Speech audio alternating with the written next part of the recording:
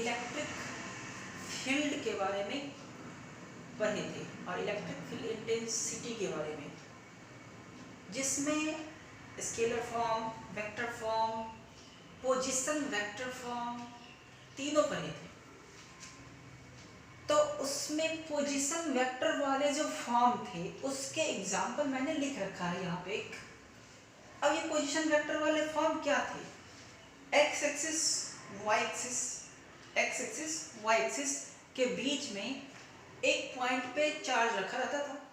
एक पॉइंट पे charge, x Y axis के बीच में एक पॉइंट पे चार्ज रहता था, किसी दूसरे पॉइंट पे इलेक्ट्रिक फील्ड के मतलब डायरेक्शन और इलेक्ट्रिक फील्ड निकालना था, यानी इलेक्ट्रिक इंटेंसिटी निकालना था। इसको कहते हम आर क्यू, क्योंकि वो चार्ज क्यू की पोजीशन थी, तो पोजीशन वेक्टर आर क्यू, और इसको कहा था हमने आर पी। बाकी आप पढ़े होंगे। तो आर पी यहाँ पे अब उसका यूज करना है कि हमने जो पढ़ा अब उसे हमें समझना भी है इस एग्जाम्पल के थ्रू। तो देखा जाए कि Q चार्ज 1 माइक्रोकूलम के कहाँ पे रखे हुए हैं? At point 1 meter, 2 meter, 4 meter. First होते हैं X axis, second Y axis, third Z axis. और हमें इलेक्ट्रिक फील्ड कहाँ निकालना है? 0 मीटर, -4 मीटर एंड 3 मीटर। तो यहाँ पे हमें निकालना है। तो ये हो गया हमारे आर पी,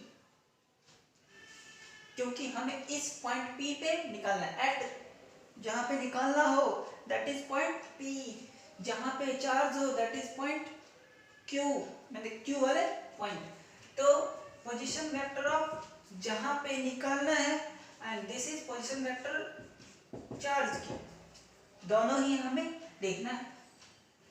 P पॉइंट यानी जहां निकालना है ये, तो इसमें X axis, Y axis, Z axis कौन कितने हैं वो लिख लिया जाए। एक्स एक्सिस तो है ही नहीं, 0 i 0 नहीं भी लिखेंगे चलेगा।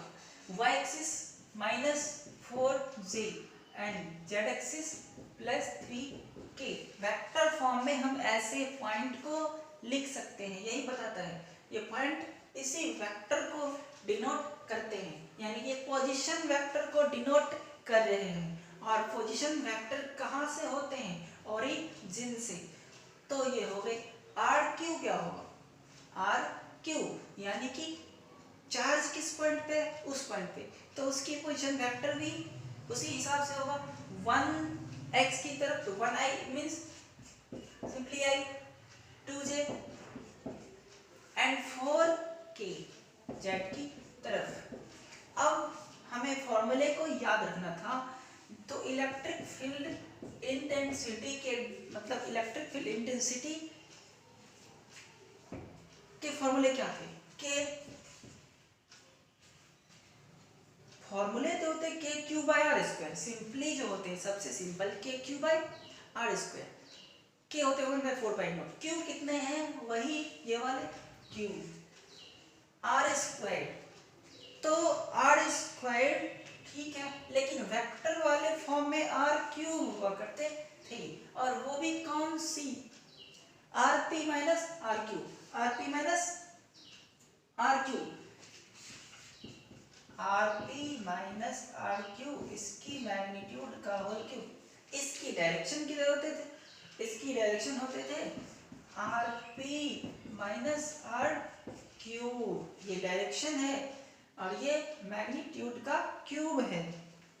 ठीक, के का वैल्यू रख देता हूं। अब हमें R P minus R Q निकालना भी पड़ेगा, तो क्यों ना हम पहले R P minus R Q ही निकाल लें। तो R P minus R Q, R P minus R Q, I में से आई माइनस होता है, जे में से जे, के में से के। R P minus R Q 0 - 1 तो माइनस आई, -4 - 2 तो -6j, 3 - 4 3 - 4 तो -1, इन 1 तो नहीं लिखते तो k हो गया। R P minus R Q ये तो आ गए वेक्टर फॉर्म में, जब तक ऐसे के दिख रहे हैं तब तक वो वेक्टर फॉर्म में, means this shows the direction. अब हमें इसकी मैग्नीट्यूड भी निकाल लेना है। तो इसकी मैग्नीट्यूड हो जाएगा इसका मॉडुलस। मॉडुलस तो वो होते हैं रूट के अंदर -1 का स्क्वायर प्लस -6 का स्क्वायर प्लस -1 का स्क्वायर। ओके,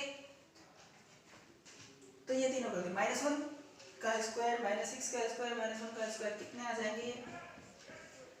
1 प्लस 36 प्लस 1 यानी कि 38।